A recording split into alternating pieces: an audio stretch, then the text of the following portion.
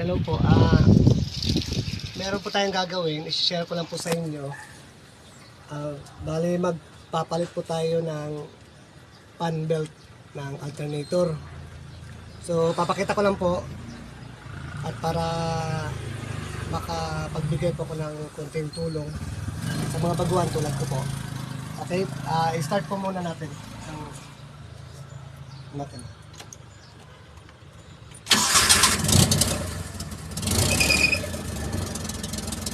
Pakinggan nyo po ng maigi, medyo maingay po. Ito po yung nangyayari pag may problema po ang pan belt natin. Ito pong ingay na to.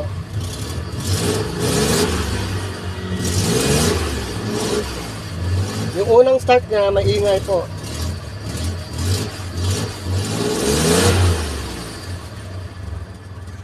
So, buksan po muna natin. Okay, tuloy po tayo. Bali, ito po yung alternator natin. Ito yung belt na papalitan natin. Ito yung tumutunog kanina, maingay. So, unang gagawin natin is kuha po tayo ng open wrench o box wrench na sukat natin is 12 mm. So, ito po yung sukat niya. 12. Ito po yung una na niluluwagan natin. Okay. Dito po tayo nag-a-adjust ng higpit o luwag. Ayan. Ganito po yon. Ayan. Tingnan nyo na maigi. Ayan. Tapos po luluwagan po ng konti dito sa baba.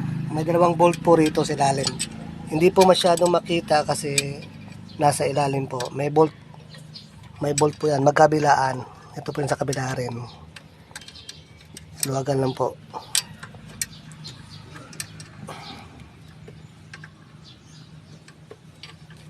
Okay. Bali maluwag na po siya. Saka po natin tanggalin tong pan belt niya. Ayan. Ayan, tanggal na po. Ayan.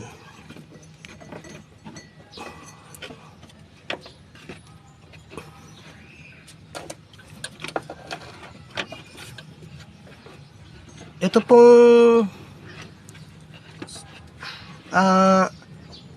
multi-cab nga pala itong papalitan natin ng pan belt. 6 valve.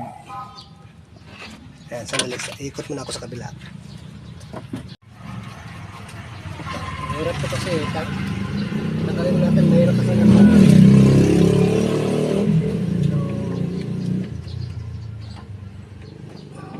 naikot siya sa pan. Ayan. Ayan. Tanggal na po. Bali ang sukat niya is 1295 Mitsubishi. Ito po yung belt na original. Meron na po tayong ipapalit na belt. Ito po, ito. Ito yung ipapalit natin na bago, kaya lang for replacement lang muna. Ito, mumurahin lang po ito. So pwede naman po kayo na magkabit kaysa po sa magbayad pa kayo ng labor sa mekaniko. Mura lang naman tong belt. Mas mahal pa po ang labor ng mekaniko kaysa sa materialis. Kaya kung kaya nyo lang gawin, madali lang naman po. Ito, pasok lang po muna natin ulit dito.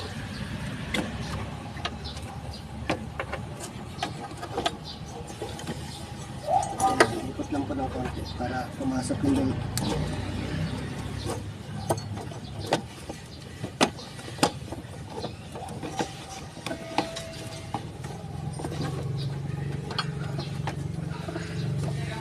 Ayan, pasok na po. Ayan, nagkarap po ng problema.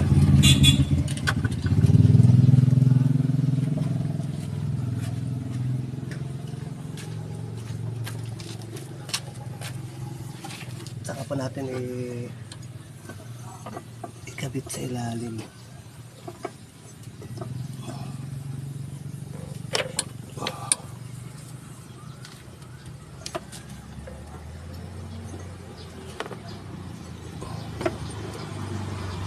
Medyo hirap ng konti ah.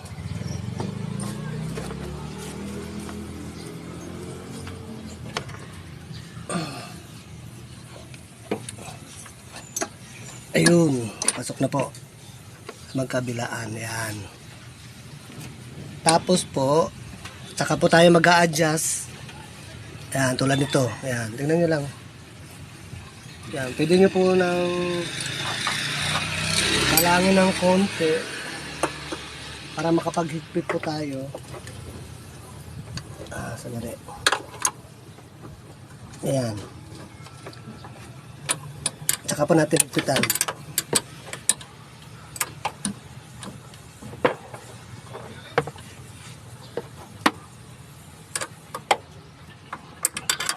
Madali lang naman po ito eh. Pag DIY na lang po kayo, pwedeng kayo na po ang gumawa. Yan, pag higpit na po,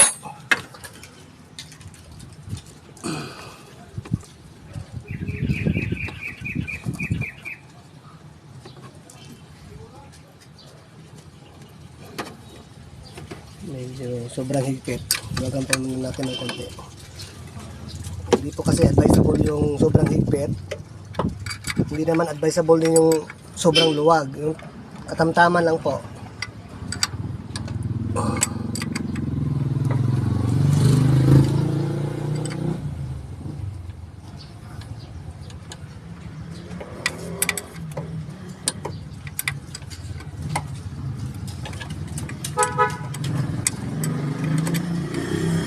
Huwag niyo po munang kalimutan. Sana paki-like at share na rin po sa YouTube channel ko po. At paki-subscribe na rin po. RDL Easy Tutorial. Ito, konting tips lang po ito. Para makapagbigay lang po tayo ng konting kaalaman. Higpit na mabuti. Okay. Pag-higpit po sa ibabaw, sa ilalim uli, may dalawang bolt. Higpitan na po uli natin. Ayan, kita ba?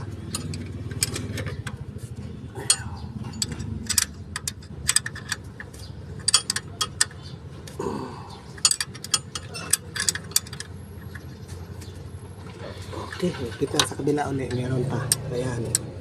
Okay, dalawa to ay magkabilaan.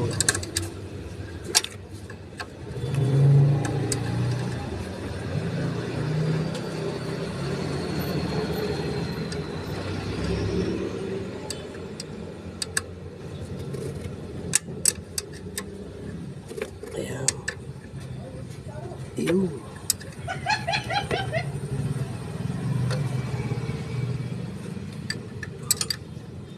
Okay. Higpit na.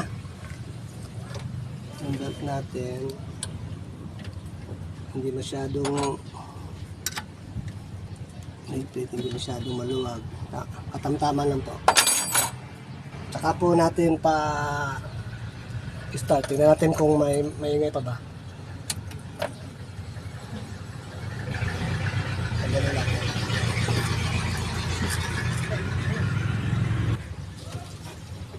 Okay.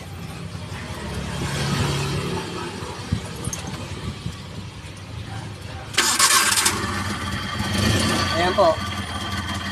Ayan, bagong palitan natin ng fan belt. Ayan, yung pag-start niya, wala nang ingay.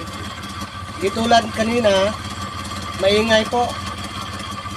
So, ang problema lang, fan belt lang po ang pinalitan natin. Ayan, back to normal na po, wala na pong ingay. Hanggang dito lang po, maraming salamat. Paki-subscribe. Bye-bye.